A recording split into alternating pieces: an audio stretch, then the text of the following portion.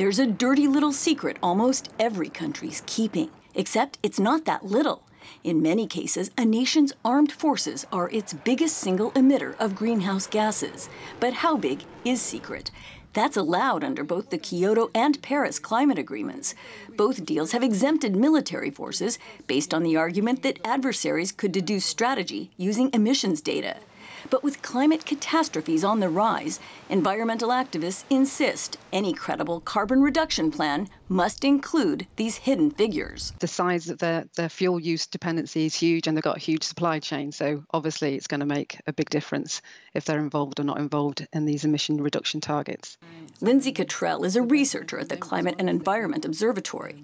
It's one of the groups that have just created a website tracking what little information countries have voluntarily revealed about military emissions worldwide. The United States, with the world's highest military spending, is shown as having very significant underreporting.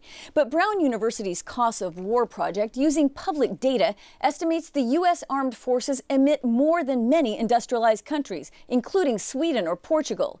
Lindsay Cottrell hopes the more the new website publishes, the more the public will push for action. Then the argument will be there that more needs to be done and targets need to be set. The European Union's net zero plan does not even mention, much less mitigate, military emissions.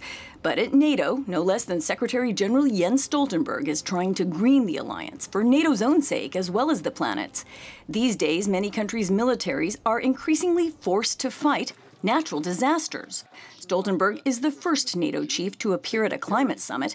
He underscored that NATO leaders agreed in June to the first step in voluntary reductions. Develop a methodology, a framework, an agreed mapping structure to count military emissions. Former Estonian Defense Minister Riho Teras is skeptical allied governments share Stoltenberg's enthusiasm. Well, I don't think it is possible because then we should be sure that the adversary will do the same thing. I mean, and that would not happen for sure not. Russia, no Russia, no China would consider that as a priority. NATO's James Apatherai disagrees and is helping craft a plan to present at the alliance's summit next year. Green is going to be painted across this entire innovation ecosystem to see if we can't help come up with technological solutions.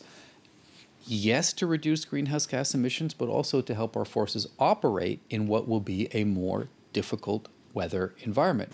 He says there's growing interest even in China and Russia in how armed forces can battle climate change.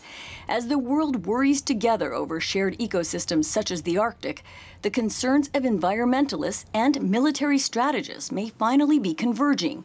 But there's a long way to go, and scientists warn the time we have to get there is already almost up. Indeed. DW's Teri Schultz, who filed that report, she joins me now from Brussels. Good evening to you, Teri. One study puts the U.S. military, and not the U.S., it's just its military, somewhere between 47th and 55th biggest emitter of greenhouse gases in the world. Making a military behemoth like that go green, starting at the Pentagon, seems almost as difficult as getting an agreement at those talks in Glasgow.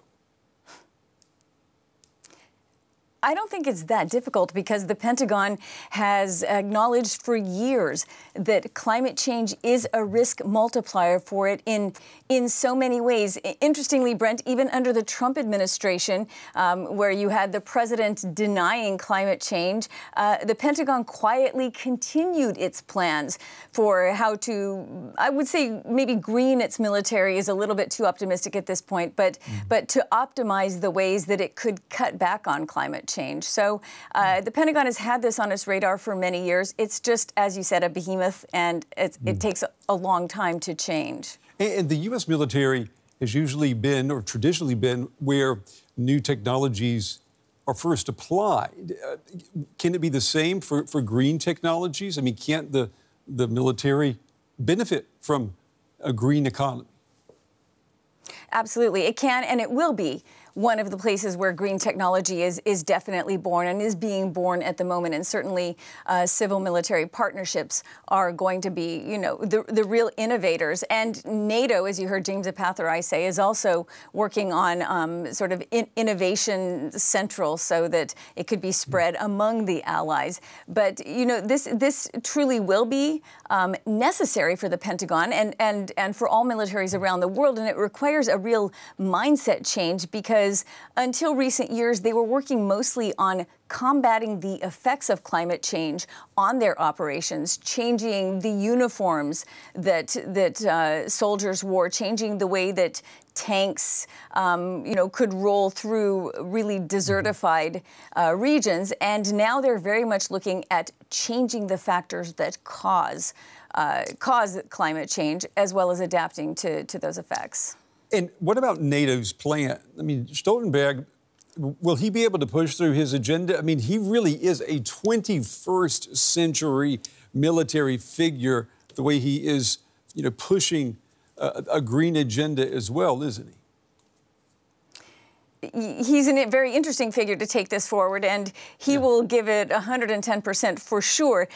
He actually was a UN climate envoy back in the day, as you saw in my piece in 1997, when the Kyoto Protocol gave militaries this exemption. So he was at that summit when militaries were said, okay, you can keep emissions quiet because we accept your argument that perhaps, too much about your movements and your equipment could be discerned by giving that data. And Stoltenberg says openly, time's up for that. We cannot live that way anymore.